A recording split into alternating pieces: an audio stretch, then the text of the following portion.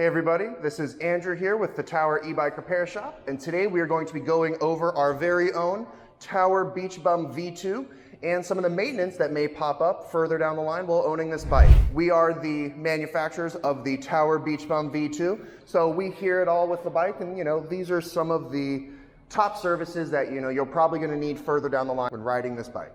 So one of the really good things about our bike is, there's really no extra special maintenance that needs to be done outside of regular bike maintenance. So when we designed the bike, we wanted it to be very bike-centric, something that when you looked at it, it looked and rode just like a bicycle. So the good news is that translates well into the service end. The same services that would need to be done on this bike would be the same services that would need to be done on a regular bicycle with the similar parts. So probably the number one thing I would recommend to stay on top of on the Beach Bum bike are your brake pads. The brake pads on all e-bikes, not just ours, wear down at a much faster rate compared to regular bikes. So it's extra important that you stay on top of your brake pad wear.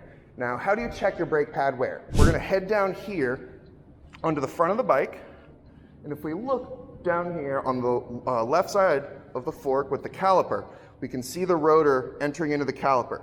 Then if we look on either side of that rotor disc, you can see the brake pad material and then the boot that it's mounted onto.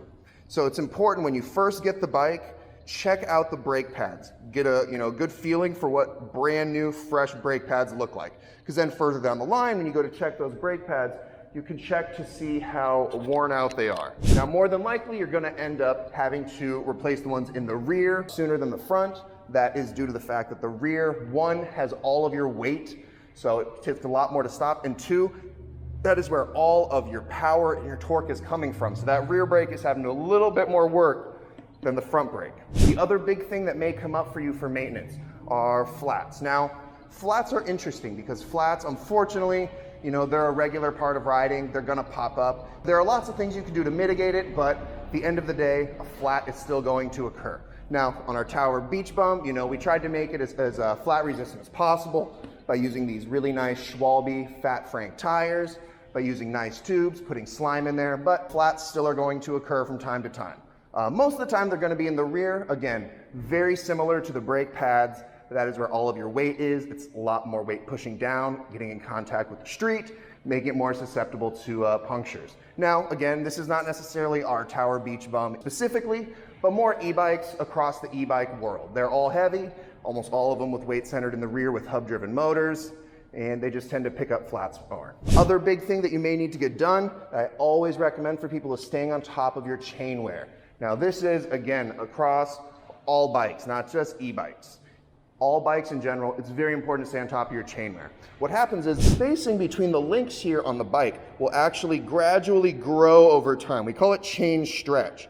And what happens is that space grows. It doesn't quite slot onto the teeth on the cassette and on the chainring as it should. And what happens is it will start to prematurely wear these teeth down. So instead of looking at, spending, maybe 30 to 50 bucks to put a new chain on, you're looking at easily 2 to 3 times that to replace your whole drivetrain. So in checking them is very, very easy. Just take something like this, like our, Park Tool chain checker. It's got 2 sides. We're gonna look at the 50% stretch.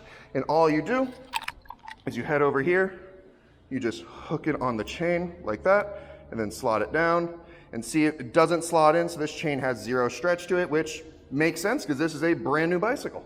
So, but if that were to slot in, we'd know, it's probably time to change that chain. Now on the other side, this is 75% stretch. So if I slot that in and it were to go all the way in, it would absolutely 100% be time for a new chain, potentially even time for a new cassette. Now, the final thing that may need to get done on your Tower Beach Bum bike, and this is something that's not done very frequently, maybe, once every 1.5 to 2 years, depending on how you ride and how you store your bike, but that's usually about the timeline, and that is brake bleeding. So, on a mechanical disc brake, well, you constantly have to adjust the cable tension and the inner pad to continue to have tight brakes. The hydraulic system, you don't need to do that as frequently. But as time goes on and as you ride, the fluid that's inside here can get a little gunky. Some air bubbles can work their way in. When the fluid starts to go bad and air bubbles work their way in, you can get, it kind of feels spongy is the best way to describe it. Once it starts feeling spongy, you feel like you have diminished brake power. Bring it into your local bike shop, get a brake bleed, and your brakes will be as good as new. Now again, this is not something you have to do all the time. It's something that gets done further down the line. That is just about everything that would need to get done on your Beach Bum V2 bike. Thanks for joining us. Hope you have a great day.